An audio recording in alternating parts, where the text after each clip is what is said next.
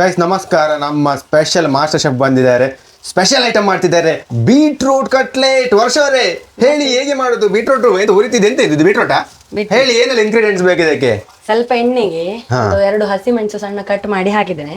ಅದ್ರಂದ್ರೆ ಒಂದು ಆನಿಯನ್ ಅನ್ನ ಸಣ್ಣ ಕಟ್ ಮಾಡಿ ಅದರಲ್ಲಿ ಹುರಿದು ತುರಿದ ಬೀಟ್ರೂಟ್ ಅನ್ನು ಫ್ರೈ ಮಾಡ್ತಾ ಇದ್ದೇನೆ ಈಗ. ಓಕೆ, ಅದು ರಾ ಸ್ಮೆಲ್ ಹೋಗ್ಬೇಕು. ಬೇರೆ ಏನೆಲ್ಲ ಇಂಗ್ರೀಡಿಯೆಂಟ್ಸ್ ಬೇಕು? ಈಗ ಶುಂಠಿ ಬೆಳ್ಳುಳ್ಳಿ ಪೇಸ್ಟ್, 5 ಪೊಟ್ಯಾಟೊ ಬಾಯ್ಲ್ ಮಾಡಿ ಇಟ್ಟದ್ದು ಸಣ್ಣ ಸಣ್ಣ ಕಟ್ ಮಾಡಿ ಇಟ್ಟಿದ್ದೇನೆ. ಇದೆಷ್ಟು ಕಟ್ಲೆಟ್ಗೆ? 15ರಿಂದ 20 ಕಟ್ಲೆಟ್ ಆಗ್ಬೋದು. ಕೊರಿಯಂಡರ್ ಸಣ್ಣ ಕಟ್ ಮಾಡಿದ್ದು. ಆಮೇಲೆ ನಾನು ಫ್ರೈ ಮಾಡಿ ಕ್ಯಾಶು ಇಟ್ಟಿದ್ದೇನೆ ಸ್ವಲ್ಪ. ಇದು ಸ್ವಲ್ಪ ಕ್ರಂಚಿಗೆ ಅಂದ್ರೆ ಜೀರಾ ಮತ್ತೆ ಕೊರಿಯಂಡರ್ ಒಟ್ಟು ಮಾಡಿ ಹಾಕಿದ್ದು ಪೌಡರ್, ಹಲ್ದಿ ಮತ್ತೆ ಚಿಲ್ಲಿ ಪೌಡರ್, ಗರಂ ಮಸಾಲ, ಉಪ್ಪು. ಈಗ ಇದ್ರ ರಾ ಸ್ಮೆಲ್ ಹೋಯ್ತು. ಈಗ ಶುಂಠಿ ಬೆಳ್ಳುಳ್ಳಿ ಪೇಸ್ಟ್ ಹಾಕ್ತಿದ್ದೇನೆ ಸ್ವಲ್ಪ.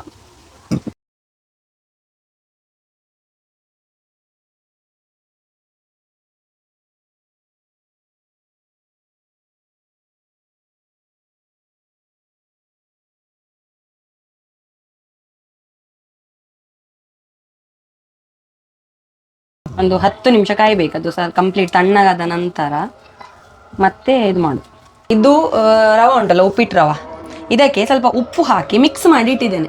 ಅದು ಉಪ್ಪು ಕರೆಕ್ಟ್ ಆಗ್ಲಿಕ್ಕೋಸ್ಕರವಾಗಿ ಇದು ಮಾಡ್ಕೊಳ್ಳಿ ರೌಂಡ್. ಆಮೇಲೆ ಹೀಗೆ ಚಟ್ಟೆ ಮಾಡಿ ಈ ಶೇಪಲ್ಲಿ ಮಾಡ್ತಿದ್ದೇನೆ ನಾನು. ಓಕೆ, ಇದನ್ನು ಹೀಗೆ 2 ಸೈಡ್ ಟ್ಯಾಪ್ ಮಾಡೋದು. ಫ್ರೈ ಮಾಡುವಂಥ ಸಮಯ. ಫ್ರೈ ಮಾಡಲಿಕ್ಕೆ ನಾನು ಎಣ್ಣೆ ಹಾಕ್ತೀನಿ ಸ್ವಲ್ಪ. ನಾವು ಆಯಿಲ್ ಫ್ರೈ ಮಾಡುವ, ಇಲ್ಲದ್ರೆ ಡೀಪ್ ಫ್ರೈ ಸಹ ಮಾಡ್ತಾರೆ.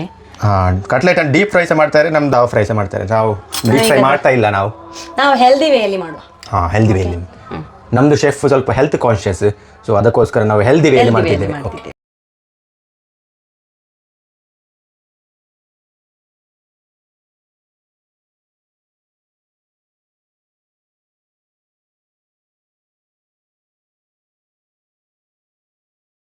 ಸೊ ಫೈನಲಿ ಗಾಯ್ಸ್, ಬಿಸಿ ಬಿಸಿ ಆದ ನಮ್ಮ ಬೀಟ್ರೂಟ್ ಕಟ್ಲೆಟ್ ರೆಡಿ ಆಗಿದೆ. ರಿಯಲಿ ಎಕ್ಸೈಟೆಡ್ ತಿನ್ನಲಿಕ್ಕೆ. ನಮ್ಮ ವರ್ಷ ಅವ್ರು ಮಾಡಿದ್ದಾರೆ. ಸ್ಪೆಷಲ್ ಥ್ಯಾಂಕ್ಸ್ ಟು ವರ್ಷ, ಮಾಸ್ಟರ್ ಶೆಫ್ ವರ್ಷ ರೆಸ್ಟ್ ತೆಗೊಂಡಿದ್ದಾರೆ.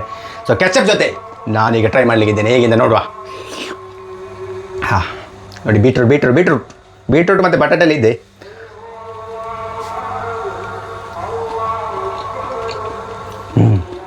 ಕ್ರಿಸ್ಪಿಯಾಗಿ ಉಂಟು ಮತ್ತು ಬೀಟ್ರೂಟ್ ಫ್ಲೇವರ್ ಒಳ್ಳೆ ಉಂಟು. ಕೆಚಪ್ ಜೊತೆ ಸೂಪರ್. ನಮ್ಮದು ಐಡಿಯಲ್ ಉಂಟಲ್ಲ, ಐಡಿಯಲಲ್ಲಿ ಯಾರೆಲ್ಲ ಇದು ಏನು ಕಟ್ಲೆಟ್ ತಿಂದಿದ್ದೀರಾ ಆ ಫ್ಲೇವರ್ ನನಗೆ ಸಿಗ್ತಾ ಉಂಟು. ಸೊ ಮನೇಲೇ ಮಾಡಿ, ಹೆಲ್ದಿ. ಯಾಕೆಂದರೆ ನಾವು ಡೀಪ್ ಫ್ರೈ ಮಾಡಲಿಲ್ಲ. ಸೊ ಫ್ರೈ ಪ್ಯಾನಲ್ಲಿ ಮೇಲಿಂದ ಸ್ವಲ್ಪ ಆಯಿಲ್ ಹಾಕಿ ಮಾಡಿದ್ದು. ಸೊ ಒಳ್ಳೆಯದು. ಮನೇಲಿ ಮಾಡಿ, ನೀವು ಟ್ರೈ ಮಾಡಿ ಮತ್ತು ಕಮೆಂಟಲ್ಲಿ ಹಾಕಿ ಹೇಗೆ ಆಗಿದೆ ಅಂತ.